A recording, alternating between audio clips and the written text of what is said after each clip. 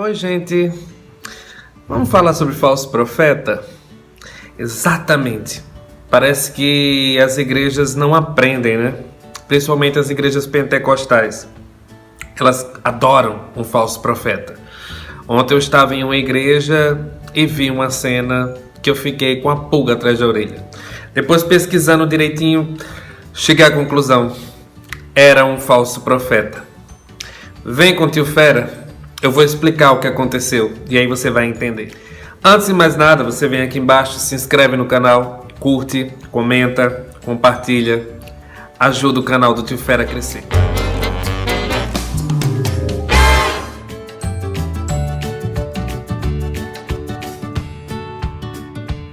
Como eu disse, eu estava na igreja. O culto estava maravilhoso, o culto de Páscoa, todo bonito, todo festivo, tudo numa boa. No final, tem que haver alguma coisa para meio que detonar, porque o homem, ele consegue estragar com as coisas de Deus assim. E aí uma irmã pediu a palavra. E eu pensei que ela ia dar um recado, fazer alguma coisa. Daqui a pouco ela pega o microfone e ela estava toda séria. Era como se ela tivesse sido transformada, sabe? Ela parecia um X-Men. E aí ela olhou e disse: eu sou o porta-voz de Deus.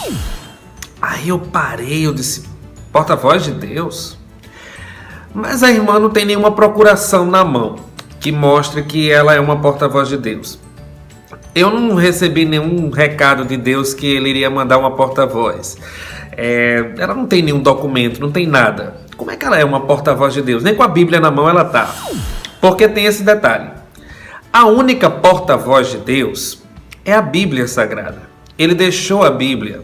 E na Bíblia está escrito tudo o que ele quer falar com o povo dele. Deus não precisa de garoto de recado. Ele não passou procuração para ninguém.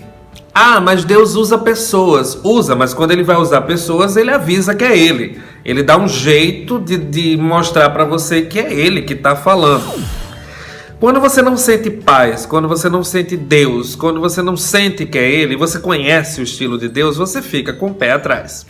Aí ela deu um recado tranquilo, né? Mandando as pessoas se consertarem, embora ela mesma não tenha se consertado ainda, mas tudo bem.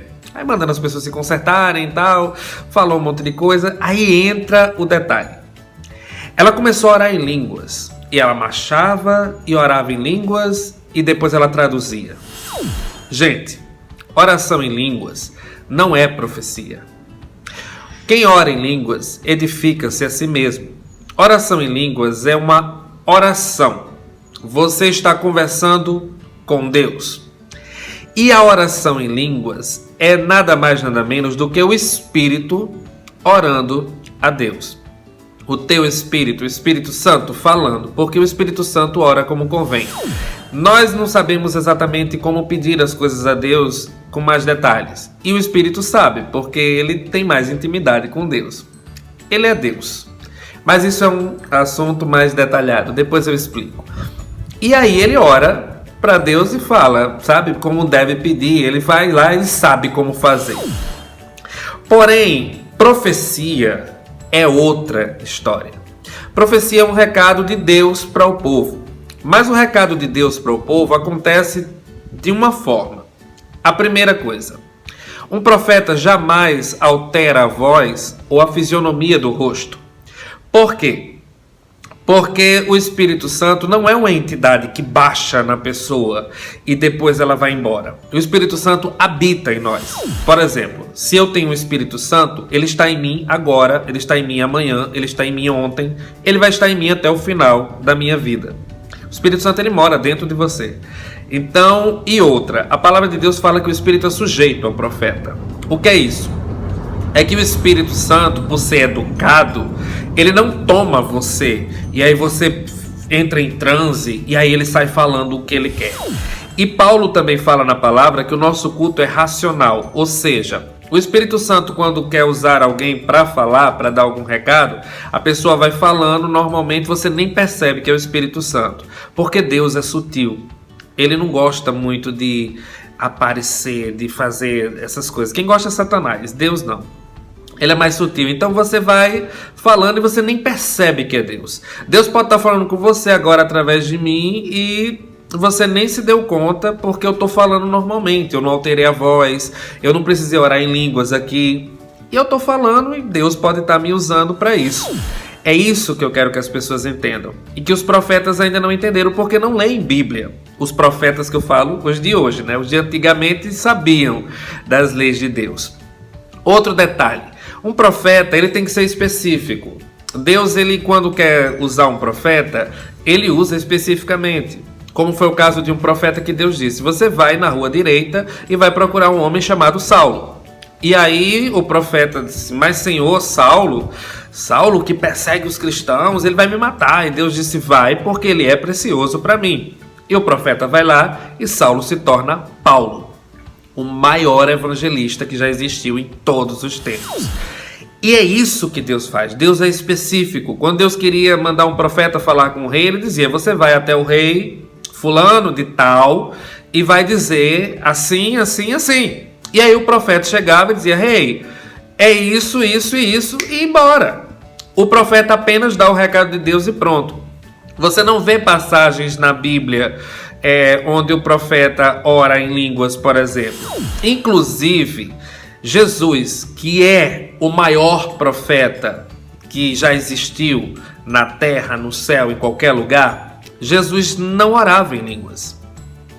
Jesus estava ensinando o Sermão do Monte, ele estava pregando e falando para as pessoas, e você não vê nenhuma passagem onde Jesus começa a orar em línguas e depois ele traduz. Não, ele simplesmente começava: bem-aventurados os pobres de espírito, bem-aventurados os que fazem isso, bem-aventurados os mansos, bem-aventurados. E ele só vai explicando e falando, e aí as pessoas vão aprendendo.